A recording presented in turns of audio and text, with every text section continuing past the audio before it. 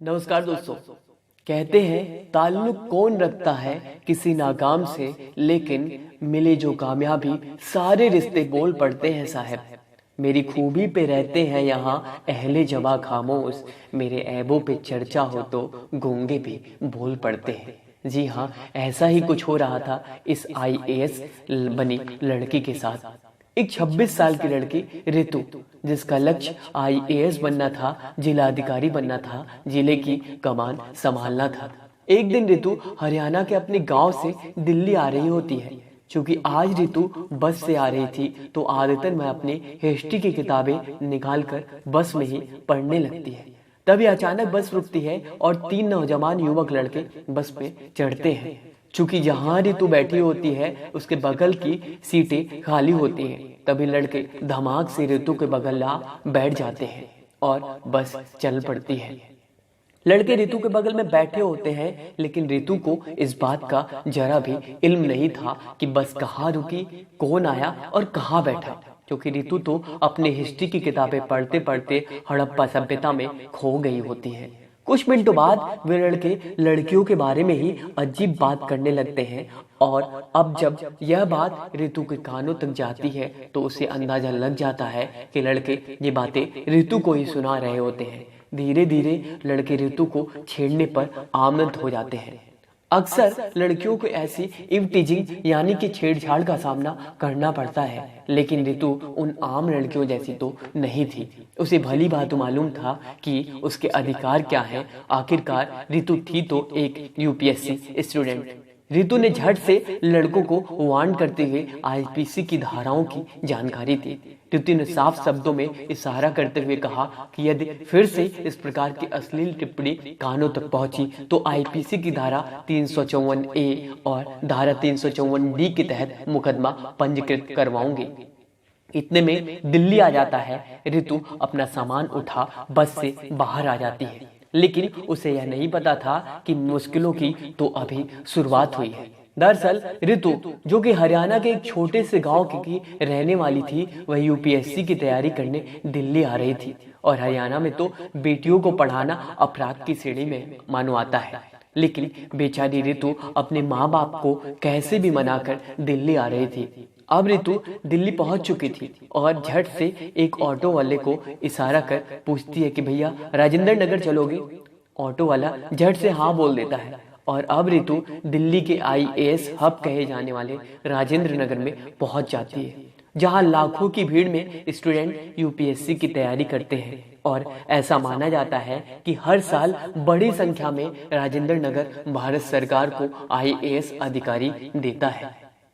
रितु राजेंद्र नगर को देख खुश भी होती है और घबराती भी है। राजेंद्र नगर, जहां कदम कदम पर आईएएस की किताबों की दुकानें, प्रिंटिंग प्रेस इत्यादि होते हैं, ये देख रितु की आंखें किताबों के बीच खो जाती हैं और वह यह प्रण करती है कि मुझे बनना तो आईएएस टॉपर ही है। लेकिन यह रास्ता शायद रितु के लिए आसान नहीं था। उसे नहीं मालूम था कि बस वाली छोटी सी घटना उसकी तैयारी में बाधक बन जाएगी। अब रितु दिल्ली के एक नामी कोचिंग में एडमिशन लेती है और ऐसा माना जाता है कि यदि आपको आईएएस की परीक्षा में ऑल इंडिया रैंक 1, 2 इत्यादि पाना है तो इस कोचिंग में दाखिला लेना ही पड़ेगा। बहरहाल रितु कोचिंग में दाखिला तो ले लेती है, लेकिन जैसे ही रितु पहले दिन की कोचिंग क्लास के लिए जाती है, उसकी नजर उन 3 लड़कों से मिलती है जिन्होंने बस में रितु को परेशान किया था। उन्हें देख रितु थोड़ा असहज और असामान्य महसूस तो करती है, लेकिन अगले ही पल अपना ध्यान हटाते हुए क्लास पर फोकस करने लगती है। दरअसल वो तीनों लड़के जिन्होंने रितु को छेड़ा था, वे भी यूपीएससी की तैयारी करने वाले ही थे और रितु को हिस्ट्री की किताबें पढ़ बस में पढ़ता हुआ देख अलग अंदाज में उसे छेड़ने की कोशिश कर रहे थे।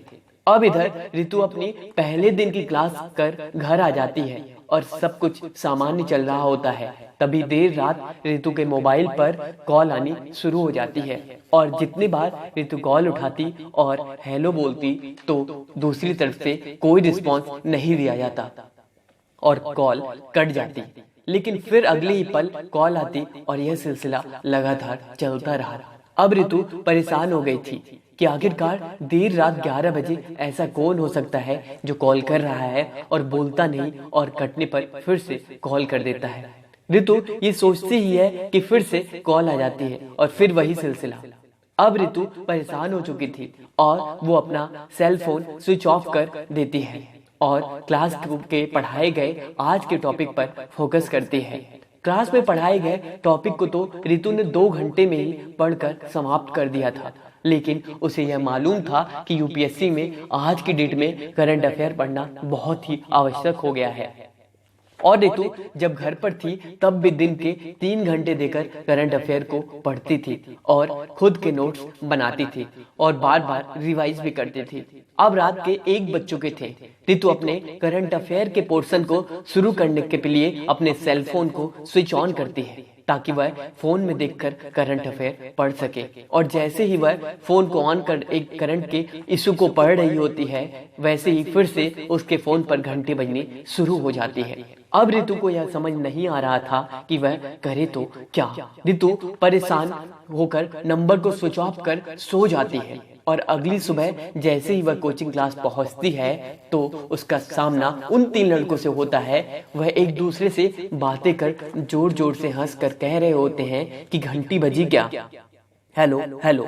जैसे ही यह शब्द रितु के कानों में जाते हैं, रितु के कान खड़े हो जाते हैं और अब रितु को पता चल गया था कि रात में जो भी कॉल आ रही थी वह इन्हीं लड़कों द्वारा थी। लेकिन वह अब परेशान थी कि आखिरकार मेरा नंबर इन तक कैसे पहुंचा।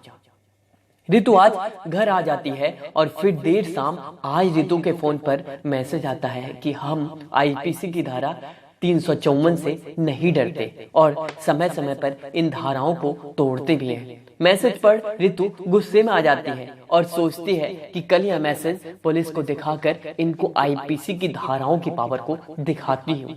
लेकिन अगले ही पल उसे घर की याद आ जाती है कि कैसे मम्मी पापा ने मुझे कितनी मुश्किलों में भेजा है और यही यहाँ कोई समस्या हुई तो कहीं मुझे फिर से घर न जाना पड़ जाए। और अगली सुबह रितु अपने नंबर को बदल देती है और एक नया नंबर लेती है और इस बार वह यह नया नंबर कोचिंग में रजिस्टर्ड नहीं कराती क्योंकि उन लड़कों को यह नंबर वहीं से मिला था।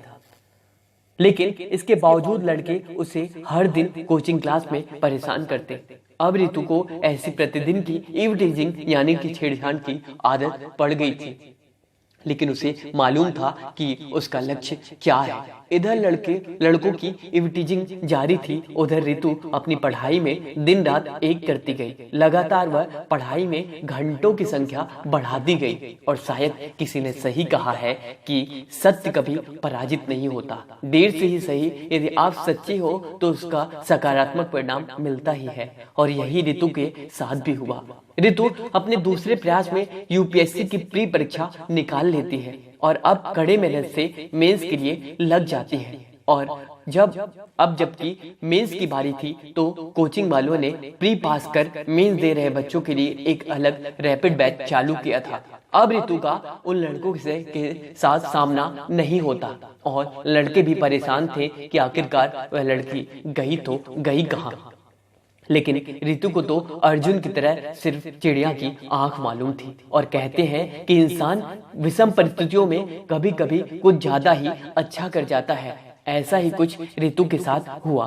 रितु ने दूसरे प्रयास में यूपीएससी की परीक्षा में अपना परचम लहरा दिया और आईएएस वाली सीट सिक्योर कर ली। जी हाँ, रितु ने यूपीएससी की परीक्षा में 369वीं रैंक लाकर इतिहास रच दिया था। अब जब नए चमकते हुए बैनर राजेंद्र नगर की गलियों में बड़े बड़े होर्डिंग के रूप में उन 3 लड़कों को दिखते हैं जिस पर सुनहरे अक्षरों में रितु कुमारी AIR यानी कि ऑल इंडिया रैंक 369 दूसरे प्रयास में लिखा होता है, तो उन लड़कों के पैरों तले जमीन खिसक जाती है। जी हाँ, उन लड़कों के पैरों तले जमीन खिसक जाती है। दोस्तों, ये बात एकदम 100% सही है कि कभी कभी इंसान विषम परिस्थितियों में बहुत अच्छा कर जाता है। आपने ऐसे अनेकों टॉपर्स को देखा होगा जो गरीबी ऐसे बहुत सी विषम परिस्थितियों में पैसे के अभाव में भी यूपीएससी में बेहतरीन रैंक लाकर पहले ही प्रयास में इतिहास रच देते हैं। ऐसे बतेरे अनेकों एग्जाम्पल आपको दिख जाएंगे। क्योंकि विषम परिस्थितियां इंसान को जीवन जीना सिखा देती हैं। दोस्तों, कभी कभी होता है लोगों के पास बहुत से पैसे होते हैं लेकिन वो यूपीएससी क्रैक नहीं कर पाते। किताबों की जरूरत होती है तो तुरंत खरीदते हैं, लेकिन पढ़े तो कौन पढ़े। लेकिन ऐसे छात्र जो गरीबी में जिंदगी जीते हैं, जिन्हें एक एक किताब, एक एक रुपए की वैल्यू का पता होता है, वो उन किताबों को तुरंत उनको बारीकी से पढ़ते हैं और उनकी महत्वता को समझकर यूपीएससी पास कर लेते हैं। दोस्तों, यदि आप हमें अभी तक सुन रहे हैं तो प्लीज आज से ही दिल लगाकर पढ़ना शुरू कर दें। यूपीएससी एक छोटा एग्जाम नहीं है, एक बहुत बड़ा एग्जाम है और बहुत लंबी प्रक्रिया है। एक एक दिन की मेहनत बनकर आपका अंतिम परिणाम देता है। तो दोस्तों, आशा करता हूँ आपको इस वीडियो से बहुत कुछ सीखने को मिला होगा। वीडियो से सीखने को मिला तो इस वीडियो को अधिक से अधिक शेयर करें, और यदि आप हमें अभी तक सुन रहे हैं तो प्लीज कमेंट करें कि आपकी क्या राय है इसको लेकर, और लाइक करें और अधिक से अधिक शेयर करें। चलिए, तब तक के लिए धन्यवाद। शेयर करें।